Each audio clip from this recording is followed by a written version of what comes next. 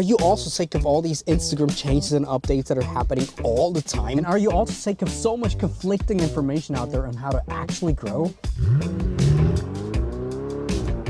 Like, what does actually work right now? What are the things you've been doing wrong just because they're outdated and you didn't know?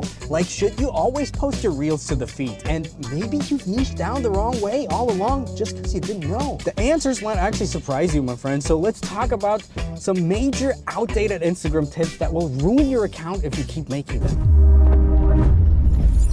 And a lot of the things we talk about today are actually a little bit more nuanced, and some things have flat out changed completely recently. So let me give you an example. One common tip I see out there is to have a short explainer who you are, why people should follow you, and what kind of content you have right after your hook. We briefly mentioned this in another video, but something like this. If you're new here and if you're also looking for ways to get out of bed in the morning without being super angry, having an anger attack, and punching the wall, my name is Dominic and I have had the same issue for years. So follow me if you want more, because I'm also pretty angry. And in theory, this actually sounds like a smart thing to do because it gives people context and it's sort of a call to action, I guess, what they also always say you need to have. Here's the thing though, having worked with lots of creators over the past 6 years, in my creator mentorship, for example, or in my agency, I did collect quite a lot of data. And one of the things I found was that whenever this explainer sort of social proof style part came, the retention started dipping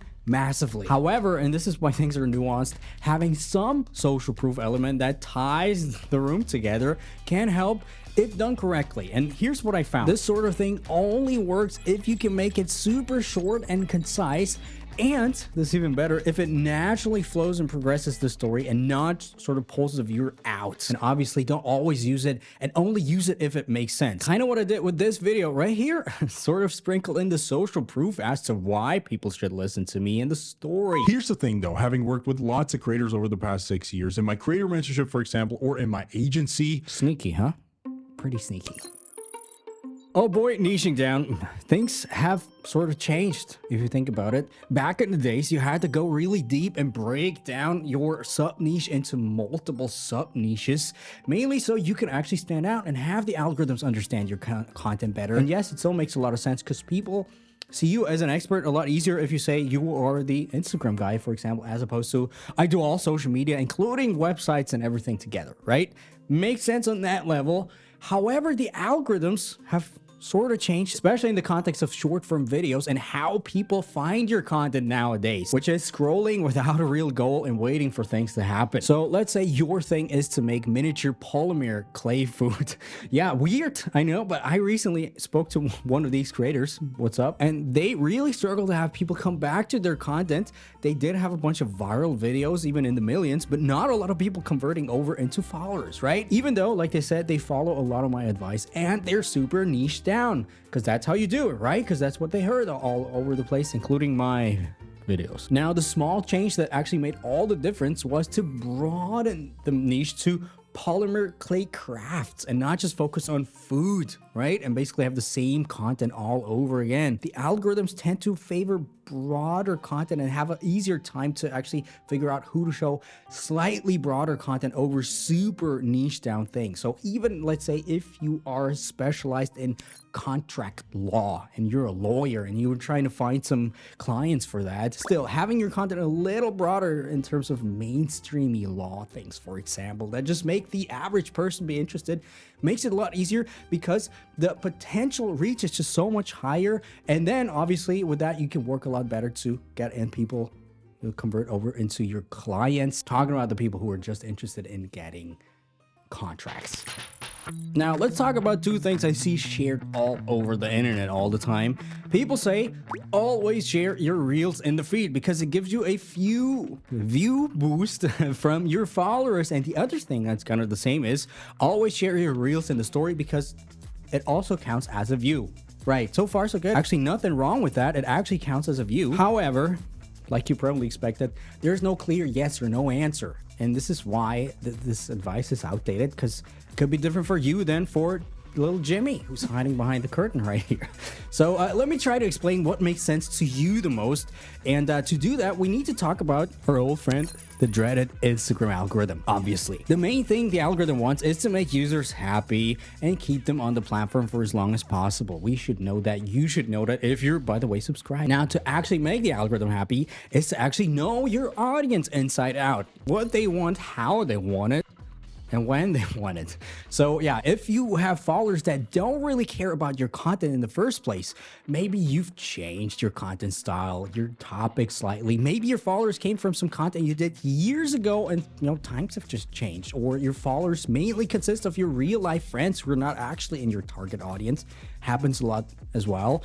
You might want to consider not posting your reels in your stories and your feed, simply because your existing followers don't give the right data to the algorithm. They don't stay as long as they should, for example. They don't interact like they should, like the algorithm wants to, comparing it with similar content, for example. Now, if you do think your audience is right for your content and you do decide to share your posts, your reels, or your stories, one thing I see recommended as a tip as well all the time is to overlay it with some sticker, right? Because the reason behind it is it makes people curious because they want to know what's behind the sticker, and then they click on it, giving you the metrics and all these things.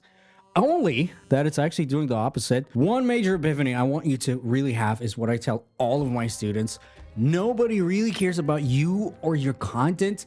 Ultimately, people only care about themselves. And yeah, it's actually your job to spin the messaging sort of around and the content sort of around, so people actually feel like your content is made for them. That alone will bring your engagement up in your stories as well in your posts, basically everywhere, quite a bit. And before we talk about what to do instead, talking about these stickers, let's talk about a way to increase your engagement overall on Instagram. Go the extra mile sort of using data, because basically that's what I do. I collect lots of data, and basically my whole job is to be in the loop and see what works and what doesn't. And one thing I actually use a lot is a free report compiling data from over 110 million Instagram accounts that I can really recommend you to take a look at. And it's from the sponsor of this video, HubSpot. So what they do is basically they collect tons of data about Instagram and other social media platforms that I also happen to enjoy quite a bit. And yeah, me especially doing research about the algorithm, comparing this data with my own one. And yeah, I have to admit, they generally do have a lot more data than I do. 110 million accounts, for example, for this report. Now, as I said, this guide is totally free,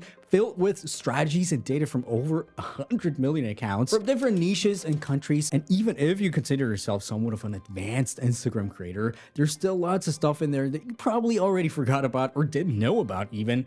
And yeah, things like that just make your life a lot easier, helping you get more engagement and get your strategy up to date. Like I said, link is down in the description, totally free. All right, so let's go back to the super common tip to have a check out my new post sticker in your story on top of your post or your reel. And if you remember from before, putting a sticker and hiding the post behind there is for sure not gonna make people think the content is made just for them. Talking about a positive value exchange. Quite the opposite, if you think about it. People are gonna skip forward because they couldn't care less, giving the algorithm even the worst kinds of metrics to skip thing. I talk about this in depth in my Instagram black file course, for example. Still, and there's a theme here, my friends, the basic principle of this makes a lot of sense. Using stories as an additional way to reach people and get them to your other content. So what to do instead of the sticker rule? Yeah, the only way you can basically make this work is with very basic storytelling. Let's say you have a carousel or a reel that you really want to push. Instead of the old check out my new post sticker rule, set this whole thing up with a basic 3-act story. For example, starting with yes, you guessed it right, with a hook. Why they should care, something that sparks their interest. Like, let me give you an example. You put out something like, there's something I gotta confess to you. I've kind of done something bad, right? Something that immediately sparks, of course, this is like an extreme example right now, but something that immediately sparks their interest. Like, okay, now you got my attention. Gentlemen, you had my curiosity, but now you have my attention. Then you want to set the stakes or up the stakes or the context as to why they should care. For example, with a second story saying something like, remember when I showed you this amazing hotel room in New York?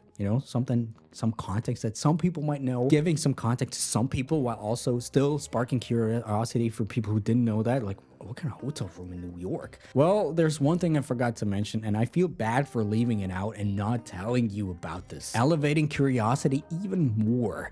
And lastly, You want to have your carousel, for example, or your reel in your story where you give some explanation and make them naturally want to click on it or through the carousel. For example, stating in the story, I'll explain everything in detail in this reel, in this post. I'm really sorry about it. Now, does that make you want to click on it? Because you're dying to know, because you're actually curious, and the value for you is actually satisfying your curiosity, right? Kind of, it goes away from me, my story, to actually you.